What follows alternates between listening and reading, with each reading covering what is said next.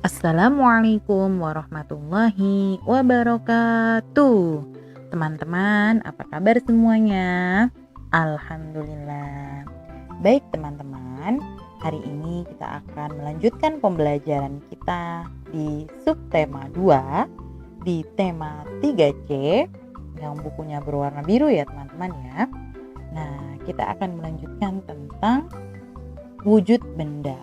Teman-teman, di pembelajaran sebelumnya pasti teman-teman sudah belajar ya kan, ada macam-macam benda ya kan.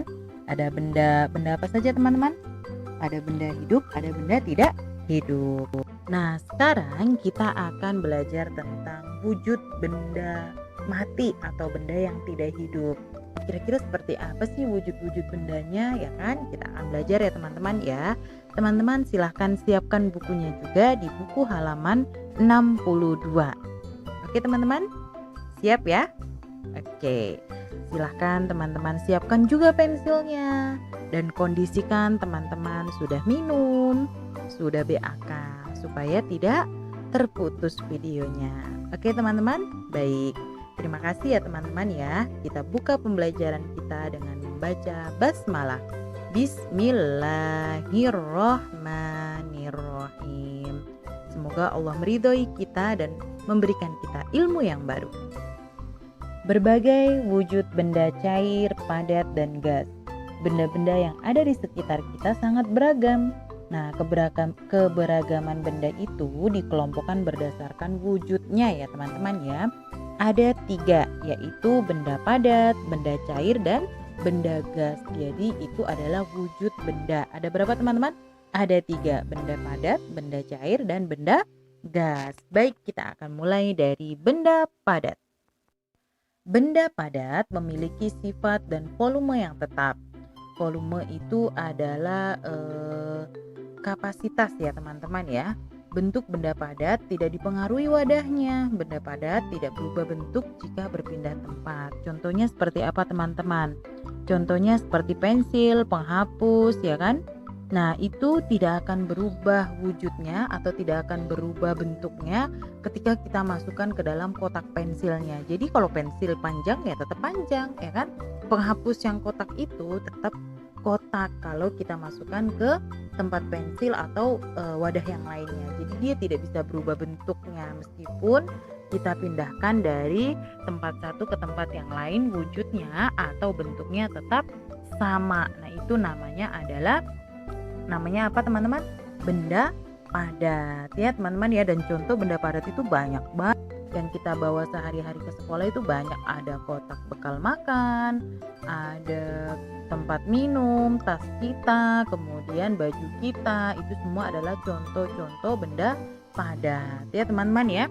Paham di sini ya. Jadi benda padat itu memiliki sifat volume atau kapasitasnya yang tetap ya.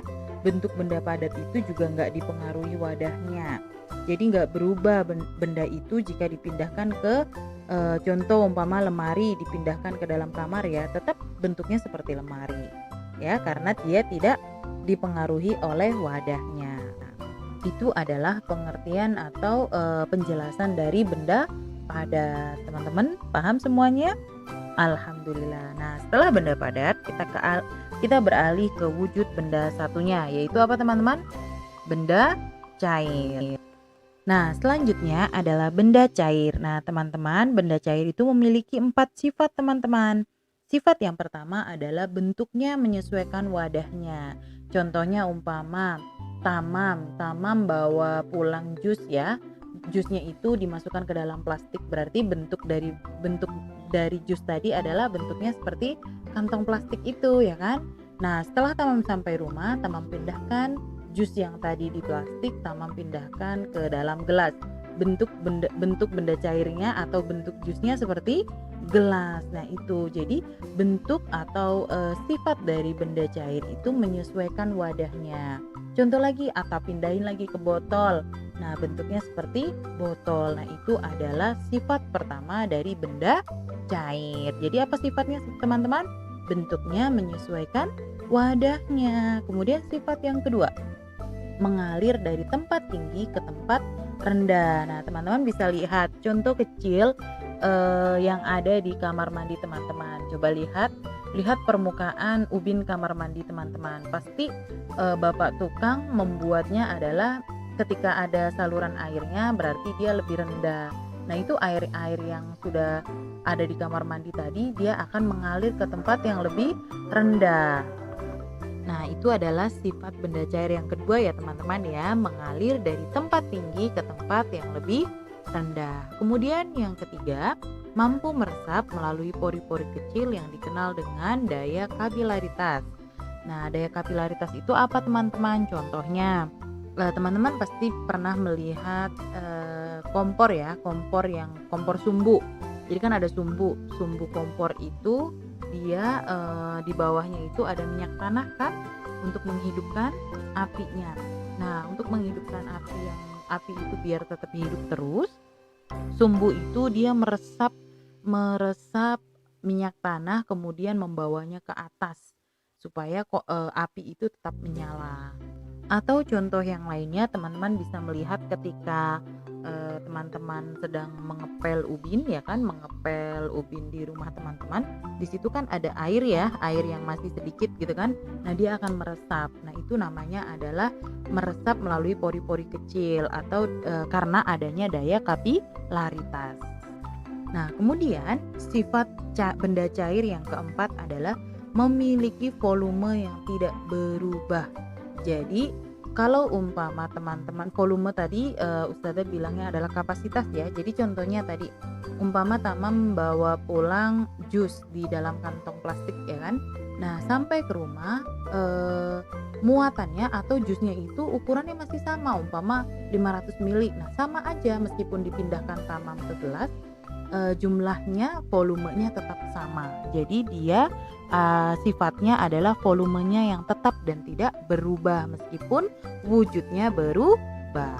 Jadi jumlah atau volumenya atau banyaknya gitu ya, itu tidak berubah-ubah. Itu benda cair kecuali kalau sebelum dimasukkan ke gelas sudah diminum. Nah, itu berbeda lagi ya teman-teman ya. Ya, selanjutnya adalah benda gas. Nah, benda gas ini juga memiliki 4 sifat teman-teman. Yang pertama, dia menempati ruang. Contoh, teman-teman membuka pintu teman-teman, otomatis udara di luar ruangan itu akan masuk semua ke dalam ruangan. Jadi udara yang tadi masuk ke dalam rumah itu menempati seluruh rumahnya. Seperti itu ya teman-teman ya. Iya, dipenuhi oleh gas atau dipenuhi oleh gas gitu, seperti itu. Kemudian yang kedua, dapat bergerak ke segala arah, ya kan? Bisa bergerak seperti apa teman-teman? Seperti udara ya kan, bisa bergerak kemana-mana ya kan? Atau enggak angin, itu kan bisa bergerak kemana-mana, seperti itu. Kemudian yang ketiga, berubah sesuai wadahnya. Jadi udara atau gas itu kan tidak terlihat teman-teman, atau bisa jadi juga kayak asap terlihat sih ya kan, cuman tidak terlalu kelihatan banget. Tapi dia itu berubah sesuai wadahnya. Misalkan gas yang ada di alam, misalnya gas yang ada di dalam balon akan berbentuk seperti balon. Gas yang ada di dalam ban bentuknya juga seperti ban. Jadi dia akan berubah sesuai dengan wadahnya. Seperti itu ya teman-teman ya. Itu adalah sifat benda yang ketiga. Sekarang kita akan bahas sifat benda yang keempat. Volumenya berubah-ubah ya. Karena gas itu dapat memuai dengan cepat ya teman-teman ya. Jadi karena dia dapat memuai dengan cepat, maka volumenya bisa berubah-ubah. Contohnya umpama kita meniup balon ya kan. Kita meniup balon, kemudian teman-teman pindahkan gas yang ada di balon itu dipindahkan ke balon satunya. Bisa jadi ya kan, balon yang awalnya satunya besar, ketika kita tiup atau kita pindahkan gasnya ke balon kedua, besarnya tidak sama. Karena sifat dari benda gas adalah cepat memuai. Jadi sifatnya adalah cepat memuai ya teman-teman ya. Itu adalah sifat keempat dari benda gas. Volumenya berubah-ubah atau kapasitasnya berubah-ubah. Nah, setelah kita mengetahui 3 wujud benda tadi, sekarang kita akan jawab pertanyaan di halaman 63. Nah, di halaman 63 ini sebenarnya adalah tugas kelompok teman-teman. Makanya nanti Ustazah akan meminta teman-teman untuk menjawab sebagiannya saja ya. Nah, sekarang kita akan menjawab di halaman 63 di kolom ya. Di kolom itu sudah dituliskan ya nama-nama bendanya. Ada 7 nama bendanya. Kemudian apa yang harus kita lakukan? Kita harus memilih contohnya. Nomor 1, meja. Permukaannya keras, lunak atau lentur? Nah, Ustazah jawabnya keras. Kemudian dapat dipegang atau tidak dapat dipegang? Ustazah jawabnya dapat dipegang karena meja itu bisa dipegang kan? Dia wujudnya nyata. Kemudian bentuknya berubah atau berubah jika dipindahkan enggak? Kalau Ustazah bilangnya enggak karena meja itu dipindahkan kemanapun bentuknya tidak berubah. Nah, teman-teman silahkan dilanjutkan mengisi bukunya sampai nomor 7. Setelahnya, teman-teman bisa lengkapi dengan nama benda yang lainnya di 3 nomor terakhirnya ya teman-teman ya. Teman-teman silahkan dipilih. Yang pilihan pertama permukaannya keras, lunak atau lentur. Di kolom kedua pilihannya benda itu dapat dipegang atau tidak dapat dipegang. Kemudian yang kolom ketiga pilihannya dapat berubah jika dipindahkan atau tidak. Baik teman-teman, sekarang kita lanjutkan ke halaman 64. Di halaman 64 teman-teman menemukan soal nomor 1. Bunyinya adalah, apakah semua benda yang kamu amati dapat berubah bentuk ketika dipindahkan? Maksudnya benda yang mana? Benda yang tadi kita jawab yang ada di kolom yang tadi ya teman-teman ya. Ada meja, kursi, batu, kerikil dan lain-lain. Nah, itu benda-benda itu apakah dia dapat berubah bentuk ketika kita pindahkan dari tempat yang satu ke tempat lain? Umpama tadi buku dari mejanya Adara kita pindahkan ke mejanya Syafika, apakah dia berubah wujud? Nah, silahkan dijawab ya teman-teman ya. Kemudian yang nomor 2, apakah massa benda atau beratnya benda itu berubah saat dipindahkannya? Tadi contoh benda yang tadi ya, bukunya Adara sama bukunya Syafika tadi. Kira-kira ketika dipindahkan bukunya Adara dari meja Adara ke mejanya Syafika, kira-kira dia beratnya berbeda nggak teman-teman? Maksudnya apakah bertambah berat ataukah sama saja? Silahkan dijawab ya teman-teman ya. Soal yang terakhir, yang nomor 3, tuliskan kesimpulanmu terkait sifat-sifat benda padat berdasarkan hasil pengamatan yang benda-benda yang tadi ada di kolom. Silahkan ditulis ya teman-teman ya, sifat-sifat benda yang ada di kolom tadi seperti apa. Maksudnya gimana Ustazah? Maksudnya benda padat tadi ya kan, yang ada di kolom tadi kan semuanya benda padat teman-teman.